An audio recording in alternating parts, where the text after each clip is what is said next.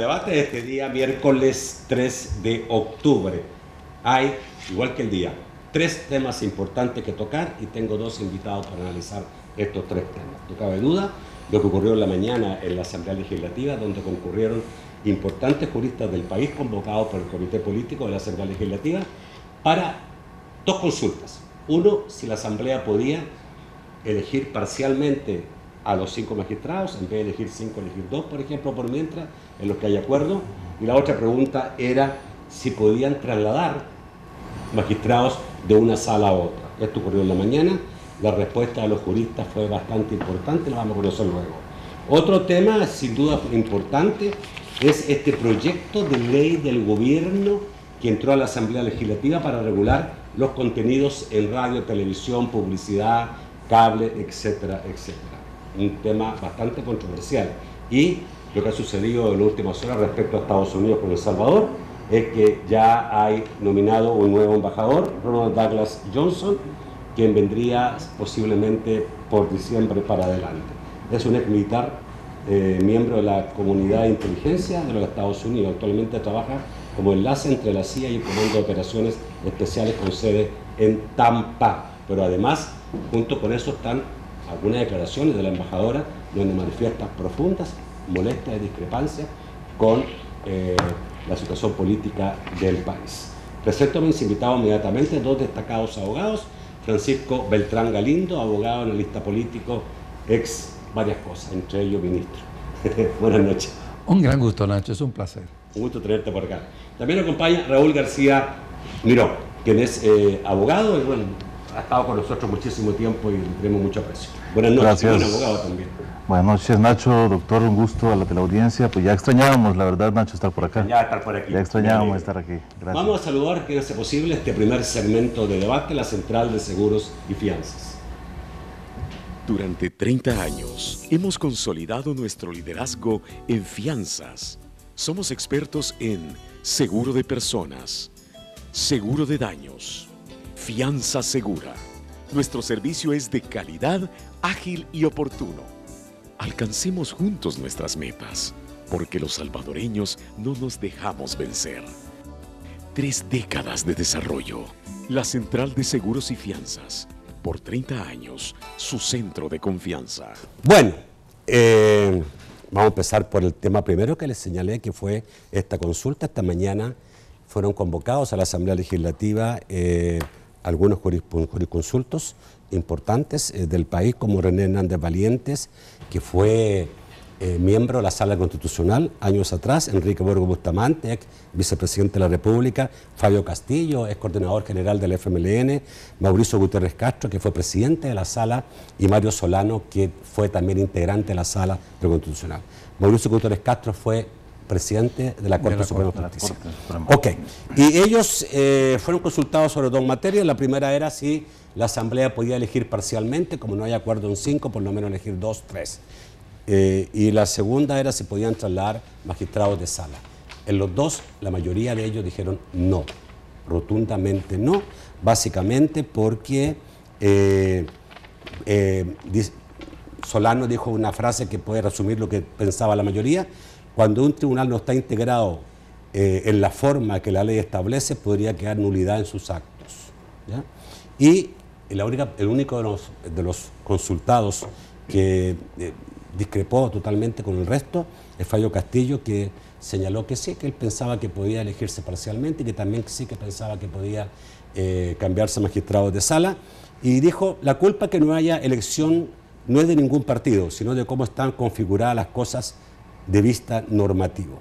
La verdad es que sí, tiene razón también, ¿no? Pero bueno, doctor, su opinión. Bueno, veamos los 2 temas. El primero, si se puede mover de la sala, de una sala que no sea de lo constitucional a la sala de lo constitucional. Que una vez se hizo, me parece. Eso se hizo en el año 2000, 2001, creo. Sí.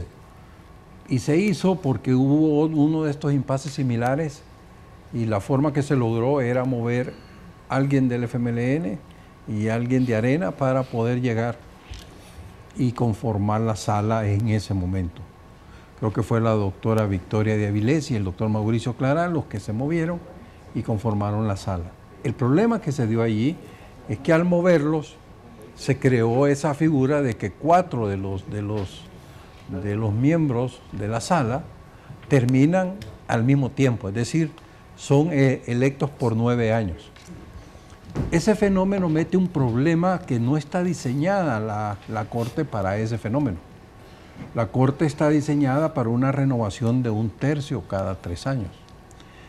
Claro, no lo dice la Constitución expresamente, pero 1/3 de 15, no 1/3 de 5. O no 1/3 de cada sala, no lo dice así, pero digamos que la filosofía general era que no recayera sobre la responsabilidad de un Congreso esa terrible responsabilidad de poner 4 personas que van a configurar una sala durante 9 años. 9 años son 2 gobiernos, son 3 congresos. Entonces eso mete una carga adicional a seleccionar. Si solo estuviéramos hablando de un magistrado de la Sala de lo Constitucional o 2 magistrados, probablemente ya estuvieran electos. Estamos hablando de 4 por 9 años. Entonces hay un problema ahí. Los magistrados de la sala que salieron declararon inconstitucional que se pudieran mover de las otras salas a la Sala de lo Constitucional. Y también de la Constitucional a las otras salas. El argumento es bastante sólido, pero también señalaban ellos que había un problema por esto de los 4. Entonces ellos planteaban que se debería hacer una reforma constitucional en un artículo provisional para el solo efecto de regular la duración de los magistrados que llegaran en esta elección. No se les hizo caso, nadie los tomó en cuenta, entonces simplemente las cosas quedaron como están. Yo, en ese tema de que se pueda cambiar de una sala a la otra, yo sostengo de que debería, para efecto de regularizar la situación, pensarse que podría ser posible. Yo sé que hay muchos de mis colegas que no les gusta este enfoque, pero dada ese grave problema que hay de que hay 4 que inician y terminan en el mismo momento, debería ser posible excepcionalmente poder hacerlo. Ahora, el otro punto, que puedan elegirse parcialmente, yo sí creo que no es posible. No es posible porque la Constitución es bastante clara, que son electos en 1/3. No son en medio tercio. Actualmente dice, hay que elegir 1/3. 1/3. Entonces no es que se van a elegir con medio tercio o con 2/3 del tercio, eso no se puede. Hay que elegir el tercio. Pero parece que también la Constitución establece los designados a tal sala. Los designados a la sala constitucional son designados a esa sala. Es que en el caso de los designados a la Sala de lo Constitucional, y por ahí fue el argumento de la sala que salió, no puede moverse. Es que no los podés mover porque los elegís a la Sala de lo Constitucional. El problema se plantea con los otros magistrados de las otras salas, porque ellos no son electos para determinada sala, ellos son electos magistrados de la Corte Suprema. Y es la Corte Plena la que les asigna las salas. Entonces, el punto es, y de estos otros magistrados que son nombrados o electos en forma genérica, podés o no en un determinado momento decir, mira, fíjate que te voy a decir algo que es un anatema jurídico, pero es como un aumento, ¿verdad? Te voy a pasar de ser un magistrado genérico a ser un magistrado de la Sala de lo Constitucional, por la mayoría, siempre por los 2/3. Esa fue la discusión. La sala que salió dijo claramente que no. Y creo que los colegas que estaban ahora compartían ese criterio. Pero dijo que no porque habían por ahí intenciones de cambiarlo a ellos, ¿no? Exactamente. Yo creo que el tema del no fue orientado más por la lógica que si de la Sala de lo Constitucional se puede. Yo en lo personal comparto el criterio absoluto que de la Sala de lo Constitucional no se puede mover. No se puede mover a nadie hacia las otras salas. Okay. Pero al revés, yo creo que eso amerita más análisis y pudiera ser que excepcionalmente fuera posible. ¿Compartes el análisis de todos, que hicieron la mayoría, que es decir, no se puede en ambos casos, pero también comparte lo que dijo Fabio Castillo, que dijo, más que la culpa de partidos, el problema de la normativa, que nos lleva, por ejemplo, el caso de ahora, que esto no había ocurrido antes, primera vez que 4 integrantes de la principal sala del país son elegidos en un mismo momento. No, ya había pasado en la época de Mauricio Funes, cuando vencieron. En el 2001, cuando los 9 años de ellos vencen, justo cuando estaba Mauricio Funes. Ya. Entonces, Mauricio Funes, hay que recordarse, él llama a los secretarios generales de los partidos. De los dos partidos grandes, y en Casa Presidencial hacen la negociación. Y llegan estos 4 que fueron los que tuvimos estos 9 años. El problema que se da es que, claro, con lo que pasó en estos 9 años, creo que la parte más pesada de lo que sucedió fue que la reforma electoral se hizo vía judicial. Entonces, para efecto de los partidos políticos, el tema de una sala que los reforme a ellos como les reformó el sistema, porque realmente la sala constitucional reformó electoralmente, cosa que los partidos no habían querido hacer, que les tocaba, era su responsabilidad, pero no lo hicieron. Entonces, es quizás la parte que más Correcto. Entonces, 9 años, elegir mal para los partidos políticos es un tema que les da pánico. Así es. Raúl, ¿piensas parecido tú o tienen algún tipo de pensamiento diferente en relación a lo que se vio esta mañana en el Comité Político de la Asamblea Legislativa? Yo quisiera, bueno, voy a decir de entrada que no comparto el criterio del doctor Bertrán Galindo en cuanto al traslado de salas, y ya voy a decir por qué. Pero no quiero desaprovechar la oportunidad, el espacio, que a veces son limitados y hay que aprovecharlos, en decir lo siguiente. Yo veo positivo que se haya escuchado a estos juristas notables constitucionalistas del país, pero yo no puedo dejar de poner el dedo en la llaga y llamar la atención hacia pues, la Comisión Política, que ha esperado, tenemos más de 80 días sin elección de sala de lo constitucional y tuvieron 60 días desde que recibieron la lista de CNJ. Y a estas alturas estar oyendo esas opiniones, y a mí me pareció hasta indignante que el presidente de la Asamblea le dijo, por favor, nos dejan una listita, no es obligación y no es vinculante, y no pongan su nombre, pero si pueden dejen una listita de lo que ustedes creerían son los candidatos mejores. idóneos. A mí me da vergüenza ese comportamiento, porque si es que estoy de acuerdo que se puede escuchar a personas notables, y eso sería parte de un proceso de reforma de precisamente el procedimiento de elección, que escuchemos a los notables, que escuchemos a la academia, que escuchemos a la sociedad civil. Pero al venir a hacerlo a estas alturas, donde estoy más que seguro que estos señores saben, los diputados saben perfectamente que lo que les fueron a decir, mayoritariamente, salvo el doctor Fabio Castillo, que con todo respeto tampoco comparto su opinión, los otros abogados que llegaron les dijeron, ni se puede elegir parcialmente, ni se pueden hacer traslados de salas. Por supuesto, como en derecho, doctor, nada está escrito en piedra y nada es uniforme, está sujeto a interpretaciones. No obstante, yo sí creo que, como dije, mal por los diputados porque siguen haciendo mal su trabajo, pero volviendo al punto, ¿se puede hacer un traslado de salas? Pues yo creo que no, la Constitución es clara cuando establece que los diputados, y ojo, que el único tribunal de justicia que compone el órgano judicial, que la Constitución dice quién lo elige, es la Sala de lo Constitucional, no las demás salas. A los magistrados de la Corte Suprema de Justicia los elige a los 15 la Asamblea Legislativa, pero solo a la Sala de lo Constitucional. La Constitución en su artículo 174 son designados específicamente a esa dice sala. claramente, o sea, en el tema de la interpretación de la ley y sobre todo de la interpretación constitucional, puedes hacer una interpretación literal o puedes hacer una interpretación sistemática bajo el principio de la unidad constitucional. Aquí no hay que irse muy lejos para entender que la elección es una de los 5 magistrados propietarios y los 5 magistrados suplentes de una sola vez, porque eso de que podemos hoy 3 y quién sabe cuándo los otros 2, entonces es una indefinición. La Constitución está regulando la posibilidad de indefiniciones jurídicas y ahí caeríamos muy posiblemente, sobre todo con el actuar de los diputados, en una pendencia jurídica con la elección, no de suplentes, como hay un par de suplentes que no se han electo en otras salas, pero sí con los propietarios, lo cual es completamente inviable e inconstitucional. Sobre todo por esto, los que deben ser electos, que son 5, y en un solo acto político de la Asamblea, son electos para 9 años. Entonces, si vamos a trasladar magistrados que están en otras salas, o eventualmente pensáramos que es posible, estaríamos violando claramente el artículo 184, inciso 186 de la Constitución, que establece que son 9 años. Y como vuelvo y repito, y eso que quiero que quede bien claro, el único tribunal que elige y que dice la Constitución, pues no lo digo yo, que dice la Constitución, que elige la Asamblea, es la Sala de lo Constitucional. Ahora, no sé, yo no veo mal que se busquen, traten de buscar alguna forma, ¿no? Porque lo que no podemos quedarnos entrampados eternamente y no caminar para ningún lado. Vamos al corte y volvemos rápidamente. Porque...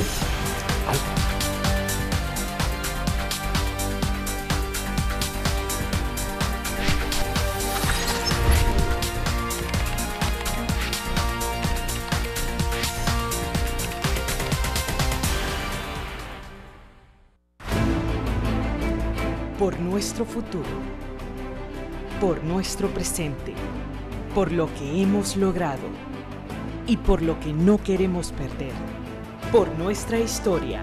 Atrévete. Atrévete. Atrévete. Atrevámonos.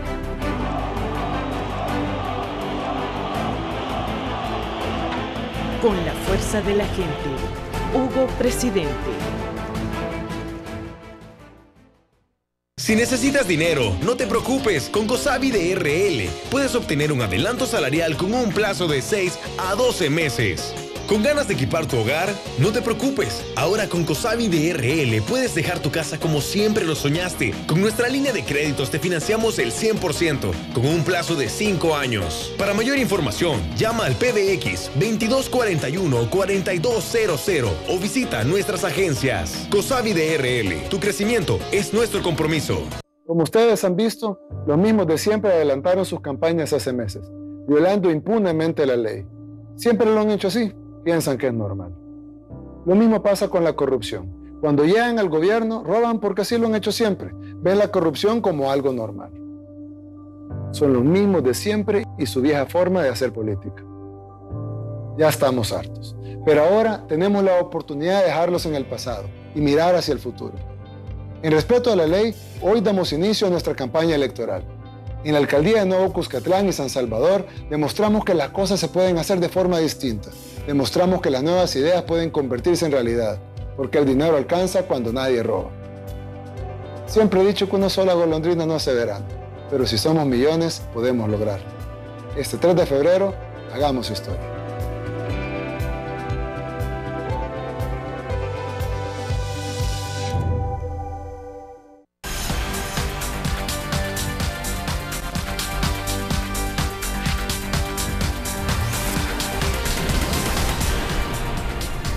El segundo segmento de debate gracias a Banco Agrícola. Este es el momento de todos. Banco Agrícola nos hace un llamado a la reflexión, a que nos demos cuenta que este es el momento de hacer que las cosas sucedan, de superar adversidades y sobrepasar límites. Es nuestro momento de construir un mejor país todos.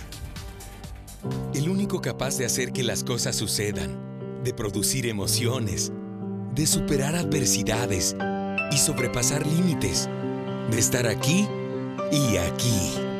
Eres tú. Por eso creemos que este es tu momento. Es el momento de las familias, de los que regresan, el momento de los que se conectan, de los que se atreven a opinar y de los que nos levantamos a construir un mejor país todos los días. Es el momento de todos. Perdón. Bueno, cerramos el tema, ¿no? Sí, yo creo que no hay mucho más que decir. Sí, nada más que buscar soluciones. Solo para agregar, vaya, yo lo que quiero decir es, también se ha mencionado el tema de la lista. Si los candidatos no están en la lista de los 30 que se está mencionando ahora, que están en discusión ahora, entonces, si trasladáramos de otras salas, estos formaron parte de otra lista, no de esta. De acuerdo. Entonces estamos incluso violentando el procedimiento legal configurado. Al final de cuentas... Yo, con todo el respeto, vamos a buscar una solución por encontrar distinguidos jurisconsultos del país. Yo siento que en El Salvador violamos tanto la ley y otras veces somos capaces de ahogarnos con la ley, digamos, y es lo que está pasando ahora. Nos estamos ahogando con la marra de la ley y no vamos a llegar a ningún lado porque los partidos políticos no van a cambiar su parecer. Ahora yo lo que quiero separar de esto es el hecho del problema de los 4 que van por 9 años juntos, que crea una carga muy importante en el tema de los parlamentarios.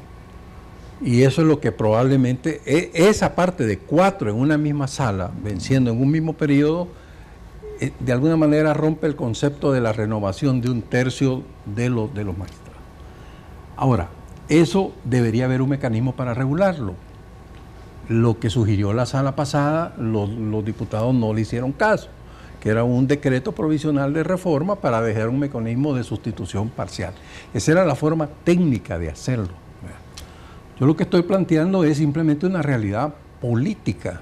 Y esto es un tema, así como se hizo cuando pasaron a la doctora Victoria de Avilés y al doctor Mauricio Clará, que de acuerdo a este criterio que estamos discutiendo ahora era inconstitucional lo que se hizo, pero al final nadie lo cuestionó, nadie dijo que era inconstitucional y lo que actuaron ellos como sala nunca se ha puesto en consideración de validez. Así es. Entonces yo creo que es un tema que por lo menos deberíamos analizarlo más profundamente en la lógica de que el Estado no puede estar descabezado, en esa lógica. ¿Hay una discusión entre política y ley? Ahora, ¿hay un momento determinado donde las cosas tienen que ajustarse? No, o sea, porque si la ley va a impedir... Yo recuerdo una vez la procuradora de Derechos Humanos de esa época sostenía que el fiscal adjunto no podía ejercer las funciones si no estaba el fiscal propietario, porque el fiscal era adjunto al propietario, y si el propietario no estaba, entonces no era adjunto a nadie. Y técnicamente y lógicamente era correcto. Pero el problema es que el Estado no puede quedarse descabezado, y es un tema que hay que entender en política.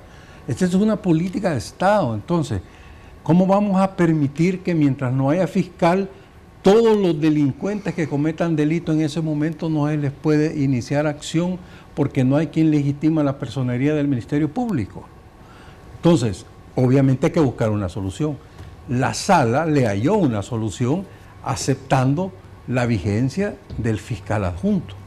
Claro, en un concepto de razonabilidad, de tiempo de razonabilidad, de límite de poder, pero le encontró una salida dentro del concepto de que el Estado no puede descabezarse. Entonces yo creo que algo de eso necesitamos en este momento si fuera requerido, pero quiero separar eso de la calidad de las personas, porque se han mencionado listas de 5 personas bastante buenas. O sea, es simplemente creo que aquí lo que hay o es el temor a ese de tener 4 por 9 años, o simplemente una actitud del partido del FMLN y de Gana, porque creo que hay que decirlo con su nombre, que están bloqueando la elección. Yo creo que ese es un tema que hay que separarlo de la otra discusión. Quiero pasar al segundo tema, y este anteproyecto de ley que envió el gobierno a través del Ministerio de Gobernación a la Asamblea Legislativa para regular más, porque está regulado, los contenidos en televisión, radio, publicidad, cinematografía, incluso las series, etc. Algunos dicen que también en internet. Y estas regulaciones básicamente, digamos, dicen en relación a no difundir contenido violento, lo que obviamente ya está autorregulado, discriminación hacia distintas personas, tratamiento hacia los menores, personas con discapacidad, etcétera, etcétera. Pero también se mete dentro, digamos, de la línea de contenidos de información, y ahí es donde puede estar mayormente el peligro. ¿Quién quiere empezar? Gracias. Bueno, yo pienso que, y comparto la idea constitucional, el principio constitucional de la máxima libertad. De hecho, el artículo 6 regula la libertad de prensa, de información y de expresión. Y es muy claro el artículo cuando establece que precisamente va a estar limitada o restringida la libertad, porque igual no es un derecho absoluto, en tanto no subvierta el orden público, la dignidad, la moral y el honor de otras personas. Dice la misma Constitución en su inciso final que son los espectáculos públicos los que están sujetos a censura previa.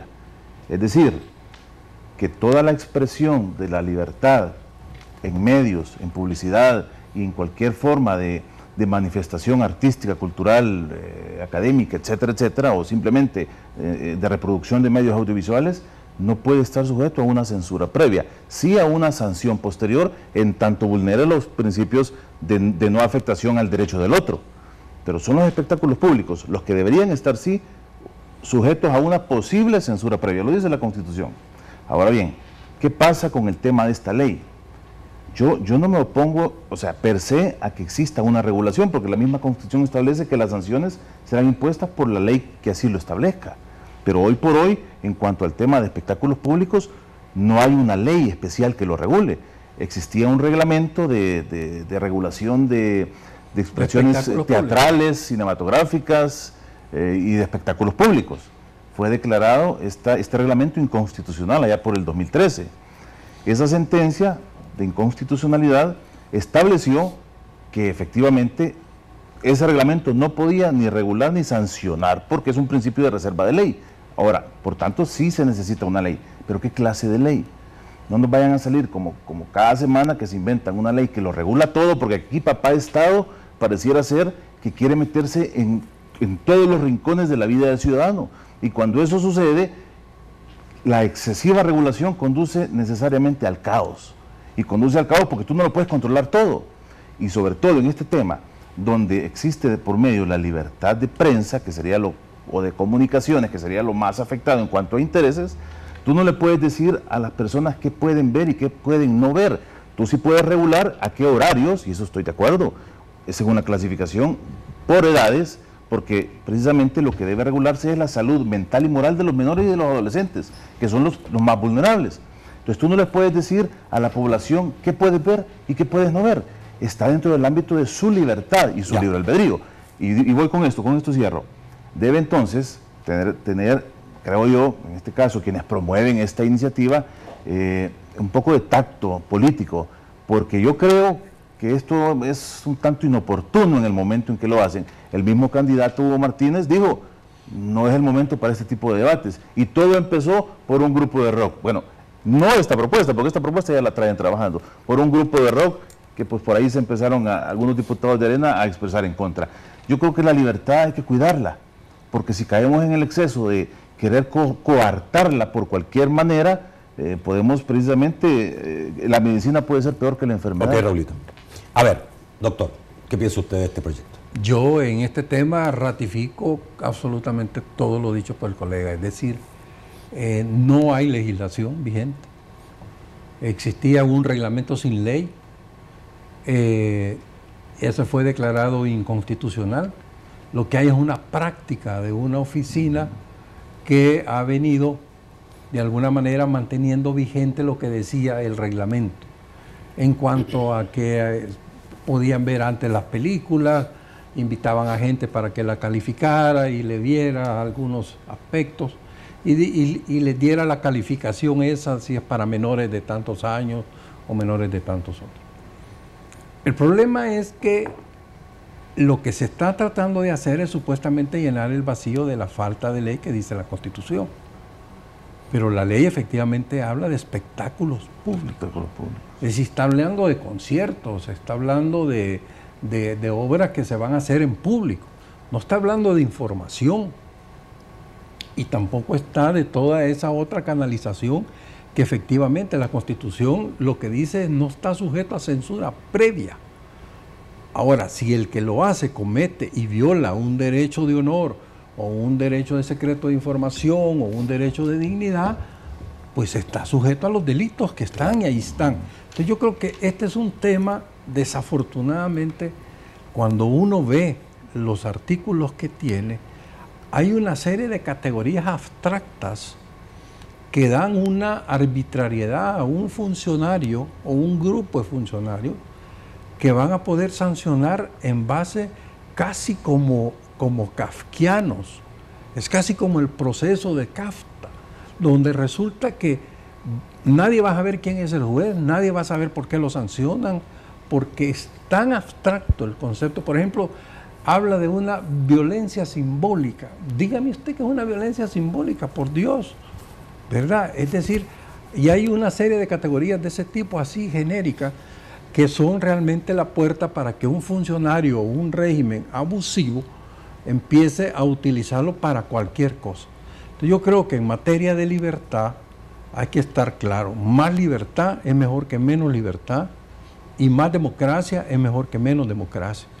Entonces, si vamos a hacer una ley, porque la Constitución dice que se necesita una ley para los espectáculos públicos, empezamos por definir espectáculos públicos y ciñámonos a eso y ciñámonos en la lógica de la libertad, no de la lógica del control autoritario de un Estado que no sabemos bajo qué concepto va a estar este año, el año que viene, el próximo año o cualquier otro año. Además, que a no ser que queramos hacer un Estado islámico en el país, creo que lo que la forma que operamos los medios de comunicación masivos en el país es bastante, digamos, no, y ajustado operan bajo la a lo que debe ser. autorregulación. Ahora, pero el problema está en el Internet. Y ahí la ley no se puede meter en el Internet porque no tiene forma de controlarlo. Y ahí es donde pueden aparecer todas las cosas, digamos, peores. Y esto, no sé. Pero, por otro lado, Otra vez, Nacho. Los dueños de las redes y del Internet tienen sus mecanismos de control, se les escapan y de repente hay troles abusivos, fake news y todas esas cosas. Pero aún así ellos están en una lucha permanente para controlar eso. Entonces, ¿qué necesidad tiene que demos una ley que no vamos a poder ver el capítulo 12º de los narcos en Netflix? Explícame eso, porque a un funcionario no le gustó que la pistola era de oro y se parece quizás a la que tuvo un tío de él.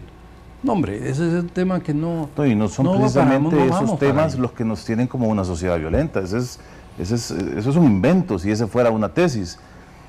Esto pasa en todo el mundo, ¿no? Esto pasa en todo el mundo. El tema es la falta de valores, la falta de educación, la falta de principios. Entonces tenemos que ir más al fondo, porque este es un tema donde corresponde a la familia, a los padres, el control y la educación de sus hijos. De acuerdo. No es el Estado el que debe... ya tenemos una ley de protección integral de la niñez y la adolescencia, ley contra las formas de violencia contra la mujer, ley de igualdad, no discriminación. Entonces, por eso decía yo al principio, ¿para qué queremos sobreregular lo que ya está regulado de alguna manera, pero podemos a lo mejor mejorar sin necesidad de caer en esa legislitis aguda que padecemos como país, donde nos llenamos de leyes, no hay presupuesto para que se echen a andar las instituciones que deben burocráticamente ejecutar esas leyes, y al final pues tenemos leyes que son letra muerta, ¿verdad? Entonces, y por supuesto, un tipo de legislación como esta se puede prestar para el control político, y ese control político, ustedes lo saben, tú lo haces controlando los medios muchas veces, que son los que difunden la comunicación masiva. Ahora, lo sorprendente ya en el plano político es por qué meterlo en este momento que no se tiene mayoría legislativa. Exacto. Iniciando una campaña electoral con elecciones a 4 meses. Es decir, realmente es un poco... cambian las relaciones con China, nos metemos en un problema con el gran socio tradicional del país. Hoy nos van a cambiar el embajador y va a venir otro perfil. O sea, y eso justamente antes de cambiar gobierno. Tuvieron 9 años para poder hacerlo y no lo hicieron. Y ahora resulta que han tenido 9 años para esta ley y ahora justamente 4 meses antes de terminar. ¿Qué piensas? ¿Que es una forma de distraer la atención? Yo creo que puede ser una forma de estar creando permanentes temas de debate que nos vayan distrayendo de los debates que necesariamente tenemos que tener como sociedad. Ahora, yo tengo la impresión, y lo sentí cuando vi la reacción del candidato presidencial del FMLN, lo sentí molesto. Y dijo que no le gustaba. Bueno, pero si es así, habría que ver qué está pasando allí. Pues, pero es que hay que decir algo. Yo por eso me preguntaba pensando en este tema, ¿qué está pensando el partido en el gobierno? Porque de entrada es una medida impopular. Si nada menos salió en los medios ahora que hicieron un pequeño sondeo en el centro de San Salvador y en algunos lugares públicos, y nadie quiere que se meta el Estado a decirle si puede o no puede ver el cartel de los sapos, por ejemplo, si puede o no puede ver cualquier clase de serie, película favorita, noticiero. Bueno, hay unos noticieros que son bastante amarillistas, pasan escenas bastante de sangre o escenas rojas, no sé cómo le llaman. Pero entonces el tema es que verdaderamente es inoportuna la medida, como inoportuno fue haber tomado la decisión que usted dice en el caso de China, porque los tiempos o no los están sabiendo leer, o están siendo mal asesorados, o de plano se están queriendo meter el otro balazo en el pie. Vamos a ir al corte, vamos a ver en el próximo bloque qué pasa en la relación El Salvador-Estados Unidos. Ya volvemos.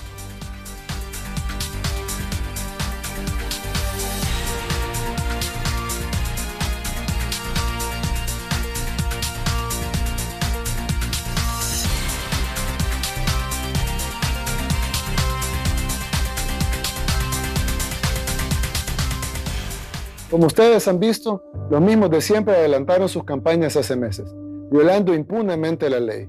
Siempre lo han hecho así, piensan que es normal. Lo mismo pasa con la corrupción. Cuando llegan al gobierno, roban porque así lo han hecho siempre. Ven la corrupción como algo normal. son los mismos de siempre y su vieja forma de hacer política. Ya estamos hartos, pero ahora tenemos la oportunidad de dejarlos en el pasado y mirar hacia el futuro. En respeto a la ley, hoy damos inicio a nuestra campaña electoral. En la alcaldía de Nuevo Cuscatlán y San Salvador demostramos que las cosas se pueden hacer de forma distinta. Demostramos que las nuevas ideas pueden convertirse en realidad, porque el dinero alcanza cuando nadie roba. Siempre he dicho que una sola golondrina no hace verano, pero si somos millones, podemos lograrlo. Este 3 de febrero, hagamos historia.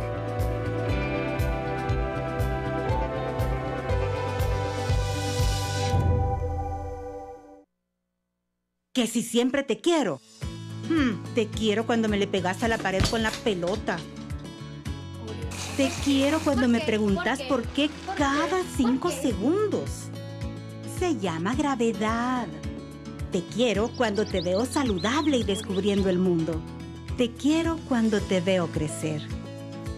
El pollo y el huevo frescos están llenos de beneficios para tu familia. Pollo y huevo, 1000 formas de decir te quiero.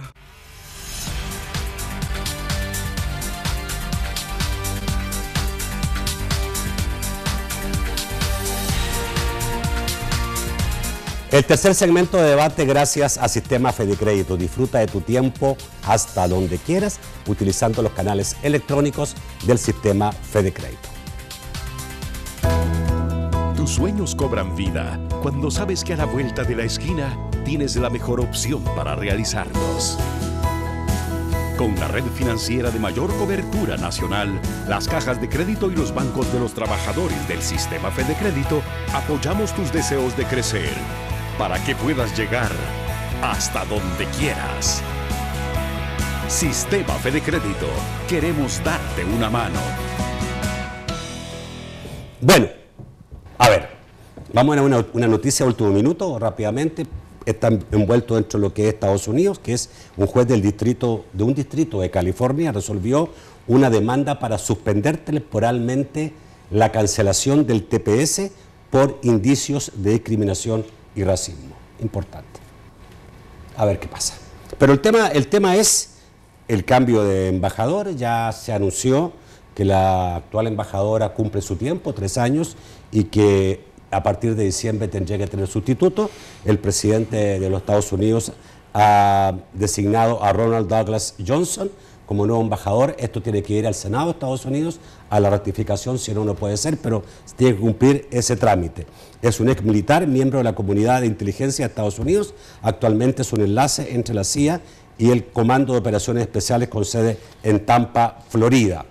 Junto con eso, ayer la embajadora, que ya sabía que esto se iba a dar a conocer hoy día, dijo que las molestias de Estados Unidos no solamente iban por la apertura de relaciones con China en negociaciones oscuras, textual. Dijo que también tenía que ver con el silencio del gobierno con el caso Funes. Un gobierno que no mueve un dedo por ayudar a la extradición del mandatario, por el veto a la creación de la unidad de investigación de datos financieros en la Fiscalía General de la República y por los reiterados apoyos a regímenes de Venezuela y Nicaragua. Chico. Bueno, yo creo que el tema hay que verlo con aunque es una reacción un poco quizás tardía, pero está claro que el cambio de relaciones fue la gota que rebasó el vaso y ha generado esta reacción. Me parece que el perfil del nuevo embajador, viniendo del área militar, del área de inteligencia, claramente debe estar muy relacionado con el jefe de gabinete de la Casa Blanca, con el general Kerry, que tiene que ver con el Comando Sur y todo eso. O sea que creo que el enfoque viene bastante más global y obviamente mucho más duro en relación con la actitud del Estado salvadoreño, más bien del gobierno salvadoreño, en relación con los temas críticos para los Estados Unidos. Óigase esto, corrupción, óigase esto, el combate de la narcoactividad y de alguna manera el respeto a la institucionalidad del país. La embajadora dijo una cosa más, Nacho, y es que había iniciado un proceso de suspensión de visas, que no podía decir los nombres, pero que iba a suspender visas de personas corruptas y sus familiares. Esa cosa no la debemos dejar ahí puestecita como que no la vemos. Obviamente ella no va a poder decir los nombres, pero me imagino que los iremos sabiendo por aquella cosa de que el pueblo salvadoreño es bastante... Ahora, el afectado lo sabe cuando viaja, no antes. O le mandan la carta a la casa. No creo. No sé cómo lo han de hacer. Yo creo que se lleva la sorpresa cuando va al aeropuerto. El punto es que, veamos la lógica. Se han hablado de algunos funcionarios corruptos del gobierno del FMLN. ¿Cuál ha sido la reacción del gobierno? Nombrar los embajadores, o nombrar los ministros, o viceministros, o vicecancilleres. Eso lo que hace es que los blinda constitucionalmente y les da fuero. Entonces, obviamente, el gobierno de Estados Unidos no se va a meter a estar discutiendo por el fuero, porque es un tema interno. Pero ellos, como país soberano, le pueden quitar la visa. Eso en el tema de funcionarios del gobierno, pero también hay funcionarios relacionados con los gobiernos anteriores que igual puede suceder algo parecido. O sea, yo creo que todo esto tenemos que verlo en la perspectiva que algo va a empezar a cambiar dentro de la lógica de los políticos. Es más, es probable que una actitud utilizando una herramienta como la que mencionó la señora embajadora pudiera hacer que haya más disponibilidad de algunos diputados que se han opuesto a la sala a la elección de magistrados, estén más anuentes a que haya una sala antes de que termine el gobierno. ¿Aprieta las visas o no? Hombre, si alguno de ellos tiene un problema por el que le pueden quitar la visa, yo me imagino que estará más dispuesto a emitir el voto correspondiente. Digo yo, no lo sé, pero es posible que veamos cambios de actitud, espero yo, favorables a la institucionalidad del país. Hoy hubo algunas reacciones por parte de los miembros del FMLN, secretario general Medardo González y también el miembro del partido, José Luis Merino. Merino básicamente dijo, bueno, la embajadora aquí se puede pasar por donde quiera, opinar lo que quiera, decir lo que quiera y nosotros no decimos nada y creo que es su libertad de decir las cosas, nosotros no nos metemos en lo que ella dice. Sí, la verdad que el FMLN como partido en el gobierno se está despidiendo de su segundo mandato y muy probablemente el último, no creo que haya continuidad, se está despidiendo de mala manera, porque pues está sumando puntos negativos que incluso electoralmente le pueden pasar, pues ya le empezaron a pasar factura en marzo cuando todos hablábamos de que se había pegado ya un primer tiro en el pie, pero parece ser que con todos estos actos se quiere pegar el tiro en el otro pie y como que si estuviera, es algo irónico, pero como que si estuviesen queriendo perder, porque incluso la medida de la que acabamos de estar hablando, la medida tan impopular como este control de medios o control de contenidos, son tan inoportunos, tan impertinentes, tan poco pensados, que uno dice, la verdad es, bueno, o esto es tan evidente o qué es lo que está debajo de lo evidente, qué es lo que no estamos viendo. Pero algo que sí es cierto es que no viene, hasta donde sé, y si no, pues me corrige, doctor o Nacho, no viene un embajador o un diplomático de carrera, hasta donde sé, viene un hombre del cuerpo de inteligencia de los Estados Unidos, alguien acostumbrado, bueno, un militar retirado, alguien que formó parte del Comando Sur de los Estados Unidos, alguien que ha sido parte de la CIA, alguien que ha sido parte del FBI, es decir, viene reforzando la inteligencia de los Estados Unidos en su patio trasero, que precisamente están sacudiendo el árbol. Aquí es como, digamos, el cuento de un chinito que se acerca a un patio, un visitante ajeno que se acerca a un patio que no le pertenece, y aparece el dueño del patio, ¿sí? Y sacude el palo, y sacude el palo para que se den cuenta que hay un dueño de ese patio.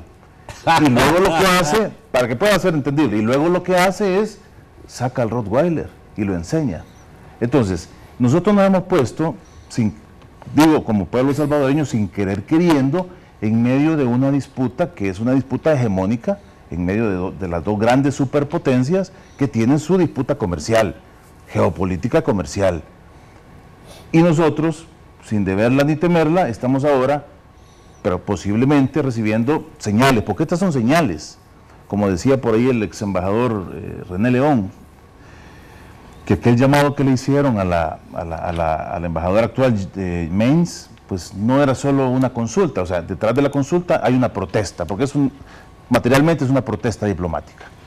Entonces son señales, y las señales yo las veo como Juan Pueblo y las veo que no son positivas. No puedo predecir que viene una catástrofe en la relación Estados Unidos-El Salvador, sería ser fatalista y ser simplista en la lectura, pero sí creo que no están pasando por su mejor momento nuestras relaciones, y el tema de la corrupción es importante, porque la Alianza por la Prosperidad y en el tema del Triángulo Norte, el mismo Fomilenio, que pues es un plan que va a continuar hasta culminar, ha tenido como ítems importantes para su adjudicación, y la cooperación depende en mucha medida de los esfuerzos que hacen los gobiernos contra la corrupción. Y aquí tenemos un gobierno, como dijo el doctor, que ha hecho embajadores plenipotenciarios o ultra plenipotenciarios, que solo ellos saben qué significa, pero a la gente no le dicen qué quiere decir, para darles una inmunidad. Entonces, como hacen también los diputados, que confunden impunidad con inmunidad.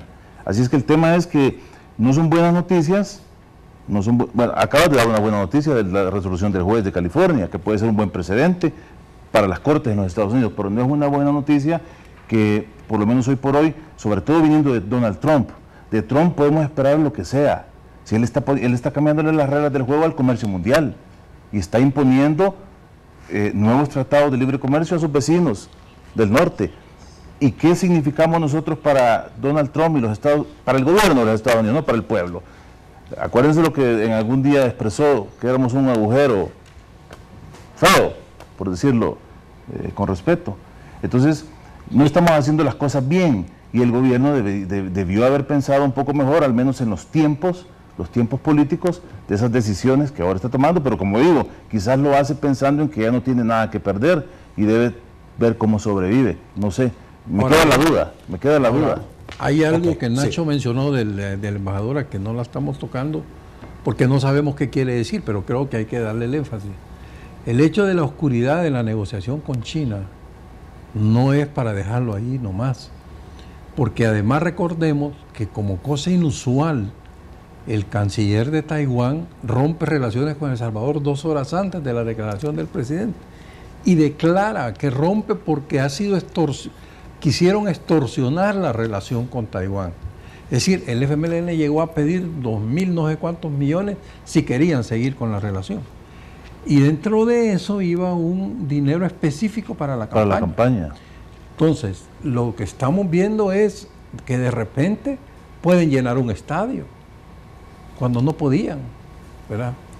Claro, no es mucho dinero, será 1,5 millones, pero ya pegarse esos lujos a estas alturas del partido, no sabemos cómo viene la campaña. Entonces creo que es algo que hay que verlo con más cuidado, puede ser algo que cambie totalmente la correlación en este momento, y yo creo que las declaraciones estas, dichas diplomáticamente, tienen un significado mucho más profundo del que nosotros queremos ver. Y la designación de un embajador experto en inteligencia con conocimiento de las relaciones del Triángulo Norte no es una cuestión que la debemos ver más allá, porque no sabemos qué otras relaciones hay en relación con la estructura del partido de gobierno y algunas otras estructuras de Sudamérica, con Venezuela, Nicaragua o cualquier. Sí, Estados Unidos no quiere que se le sigan saliendo del huacal aquellos que aquellos que están cerca de nosotros, Guatemala, Honduras, Nicaragua. Ok. Voy al corte. Volvemos 2 minutos.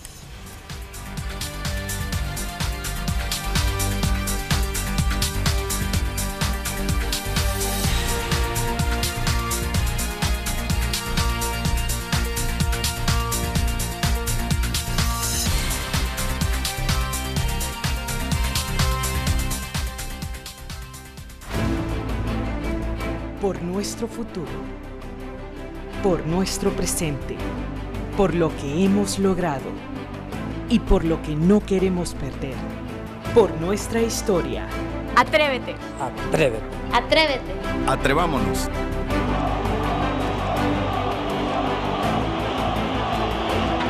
Con la fuerza de la gente, Hugo Presidente. Durante 30 años hemos consolidado nuestro liderazgo en fianzas. Somos expertos en seguro de personas, seguro de daños, Fianza Segura. Nuestro servicio es de calidad, ágil y oportuno. Alcancemos juntos nuestras metas, porque los salvadoreños no nos dejamos vencer. 3 décadas de desarrollo. La Central de Seguros y Fianzas. Por 30 años, su centro de confianza. Como ustedes han visto, los mismos de siempre adelantaron sus campañas hace meses, violando impunemente la ley. Siempre lo han hecho así, piensan que es normal. Lo mismo pasa con la corrupción. Cuando llegan al gobierno, roban porque así lo han hecho siempre. Ven la corrupción como algo normal. Son los mismos de siempre y su vieja forma de hacer política. Ya estamos hartos. Pero ahora tenemos la oportunidad de dejarlos en el pasado y mirar hacia el futuro. En respeto a la ley, hoy damos inicio a nuestra campaña electoral. En la alcaldía de Nuevo Cuscatlán y San Salvador demostramos que las cosas se pueden hacer de forma distinta. Demostramos que las nuevas ideas pueden convertirse en realidad, porque el dinero alcanza cuando nadie roba. Siempre he dicho que una sola golondrina no hace verano, pero si somos millones, podemos lograrlo. Este 3 de febrero, hagamos historia.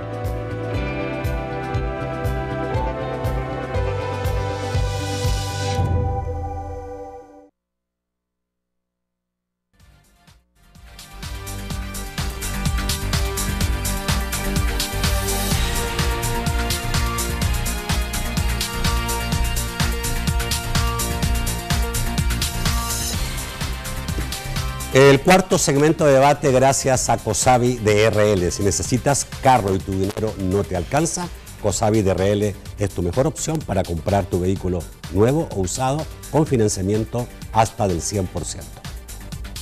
Haz girar la ruleta regalona de Cosabi DRL, cargada de muchos premios. ¿Y cómo puedo participar? Al aperturar tus cuentas de ahorros y depósitos a plazo, presentando tu DUI, NID y comprobantes de origen de fondos, y listo. A girar la ruleta regalona de Cosabi DRL. ¿Y cuáles son los beneficios de ser asociados? Muchísimos. Te vuelves asociado y copropietario de la cooperativa. Rentabilizamos y maximizamos tus ahorros. Cosabi DRL, tu crecimiento es nuestro compromiso. Bueno, tenemos un problema técnico, estamos sacando las preguntas de otra forma, pero no vamos a poder como normalmente las sacamos, decimos las preguntas al aire. Yo se las voy a ir haciendo a mis amigos invitados para que ellos puedan seguir respondiendo. Hay una pregunta muy clara. ¿Por qué los partidos políticos no se ponen de acuerdo? ¿Pueden ustedes decirlo claramente? Bueno, yo puedo intuirlo, no puedo concluirlo porque es un tema de ellos, ¿no? Pero me parece que la oposición del FMLN y de Gana a conformar una elección en función de los méritos de los magistrados tiene que ver con dos cosas. Uno, con una intención de mantener el cuotismo de los magistrados en esa cosa de que ellos necesitan que 2 sean de ellos, afines a ellos,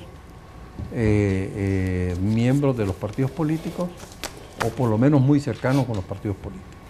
Eso como primer tema. Y segundo tema, que creo que hay un asunto de llave política que el Ejecutivo requiere para poder estar garantizado que en el caso de que Gana decidiera violentar el acuerdo que tienen de tener el control del tercio que le permite tener el control del veto, pero por si alguna posibilidad fuera y pudiera alguien sobrepasar el veto, el que no exista sala de lo constitucional le da la garantía de tener un segundo seguro al declarar todos los vetos inconstitucionales, aunque no haya ninguna razón de inconstitucionalidad, pero que por fuerza de procedimiento tendrían que ir, en caso que se sobrepasaran, tendrían que ir a consulta de la sala de lo constitucional. Entonces, si no hay sala de lo constitucional, aunque Gana decidiera no acompañar al FMLN en una determinada votación y sobrepasar el veto, igual el veto no produce, o sea, no hay efectividad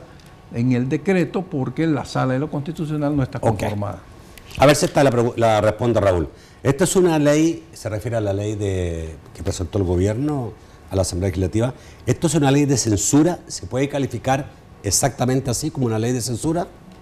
Pues es que al menos los que la proponen, los diputados del FMLN, han insistido en que no se trata de una censura, pero ya en la práctica, y por lo menos lo que conozco del contenido de esta ley, si tú le tienes que pedir permiso en este caso los medios tienen que pedir autorizaciones previas para las publicaciones o para las series o para los noticieros o para lo que vayan, o en el caso de los cables, el servicio por cable debe de pedir una autorización previa discrecionalmente, como decía el doctor, discrecionalmente, aquellos, y muchas veces aquellos que ni siquiera practican la moral, nos van a enseñar de moral. Entonces, lo que para algunos es moralmente bueno, si es que conocen la moral, pueden decir, pues esto pasa, esto no pasa. ¿Por qué? Porque para mi moral, para mis principios, si es que los tienen, esto no es conveniente. Entonces, lo que digo es, si vamos a poner un límite en lo que el ciudadano puede ver, puede oír, puede leer, entonces es sin duda una censura. Dejemos entonces que sean los medios los que se autorregulen con la ética publicitaria, con la ética de medios, y entonces que se ordenen en cuanto a lo que publican, que se ordenen en cuanto a lo que producen. Cabalmente la otra pregunta es, ¿cuál es la solución? ¿La autocensura? No, es que no es un tema de autocensura. Es decir, el espectáculo público se puede censurar, y lo dice la Constitución, pero es el espectáculo público y no la información, no los medios, no los programas de la televisión. Eso no se puede censurar a priori. Entonces, ¿qué significa no se puede censurar a priori?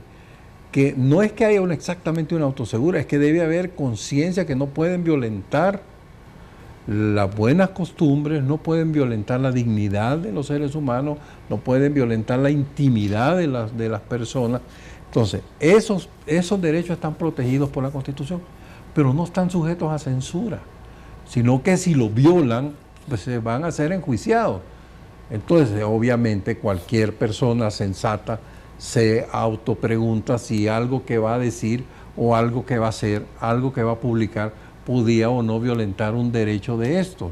Y ahí podemos hablar de autocensura, pero a mí no me gusta hablar de autocensura porque eso es que yo me convierto en mi propio comisario político, y no es eso, sino que estamos hablando de un sentido de la regulación y de la dignidad de la información. Okay. Entonces yo creo que ahí debemos dejarlo. Ok. Hay otra pregunta que cualquiera de los dos puede responder. ¿Viene un embajador Maduro? Sin duda. ¿Sí? Sin duda que sí. ¿Tú crees? Sin duda que sí. Y no es porque la embajadora actual haya sido suave, haya sido débil, no.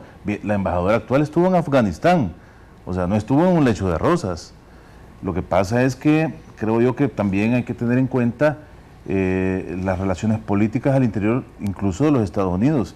La embajadora gozaba de la confianza de la administración Obama. No digo con esto que no tenga la plena confianza de la administración del presidente Trump, pero sin duda que él, con la situación que se le está saliendo de control El Salvador, entonces necesita poner un poco más de mano fuerte. No es que va a venir a ser un injerencista y nos va a venir a decir agujeros de tal cosa aquí en nuestro terreno, pero sí necesita alguien que pueda fortalecer el nivel de inteligencia, como también dijo el doctor, para que ya no se le siga saliendo del control de su patio lo que está hoy por hoy perdiendo en hegemonía de influencia, o de hegemonía de influencia en Latinoamérica, los Estados Unidos. Déjame ponerte un ejemplo nada más. Se han seguido juicios contra el destape de la corrupción, saqueo del Estado. Importantes los juicios, investigaciones grandes, muy amplias. Pero si tú ves la investigación, tienen un defecto, todas, tienen una carencia. No hay información de qué han hecho los corruptos con sus fondos en el extranjero. Allí hay un problema de debilidad del sistema. Entonces, ¿qué pensaría uno? Que las alianzas con Estados Unidos, que tiene todo un sistema de información de por dónde circula el dólar en el mundo, pudiera servir y facilitar a la Fiscalía para poder además pedir que se repatrien los fondos que se encuentren en bancos ilegales en el extranjero. No ha pasado. Pero yo te aseguro que una de las señales que van a empezar a mandando a este tipo de personas, es que entonces de repente sí van a tener acceso a esas informaciones y de repente la Fiscalía va a poder entonces seguir ese tipo de cuentas y ese tipo de movimientos de fondos en el extranjero. Ese tipo de cosas creo que es la que podemos empezar a ver. Tengo un minuto y tengo una pregunta, yo creo que por la respuesta bien taxativa. ¿El TPS se puede cancelar definitivamente en Estados Unidos, ¿qué tendría que pasar? Porque ahora sabemos que un juez de un distrito lo suspendió. ¿Se puede cancelar? Yo creo que cancelado ya está. Van a suspenderlo un rato. No, se puede, perdón, se puede suspender definitivamente, o sea, se puede cancelar su cancelación definitivamente, o se puede suspender definitivamente su cancelación. Eso no te lo sabré decir, ya es un tema de la... ¿Tendría que ir al máximo tribunal de Estados Unidos? Tendría que ir. Yo lo que pienso tal vez que como el TPS, como lo dijimos algún día, acá en este medio incluso, eso fue una medida de gobierno ejecutivo. Entonces, los efectos de la violación de aquellos derechos de los que se sienten agraviados porque tienen que salir teniendo familia, trabajo, empresas, casa, deudas, pueden ampararse a las Cortes. Entonces, las Cortes sí son las que pueden, como lo ha hecho el juez del Distrito de California, detener la ejecución de la medida hacia esas personas, pero sí no como una medida que pueda nacionalmente invalidar una medida gubernativa del gobierno ejecutivo de los Estados Unidos. Eso tendría que ir a una instancia muy superior. Tiene que pasar, por supuesto, con una iniciativa, como ya hay algunas, al Congreso para que se vuelva una ley. Ya no el TPS, sino una ley de regularización o beneficio para los migrantes. Ok. Muchísimas gracias, doctor Beltrán Galindo. Muchísimas gracias por estar esta noche. Un placer. Muchísimas gracias, Raúl, Nacho, por estar esta noche. Gracias a usted, amigo televidente, por su sintonía. Los espero mañana a las 8 de la noche en un nuevo programa de debate. Que pasen muy buenas noches.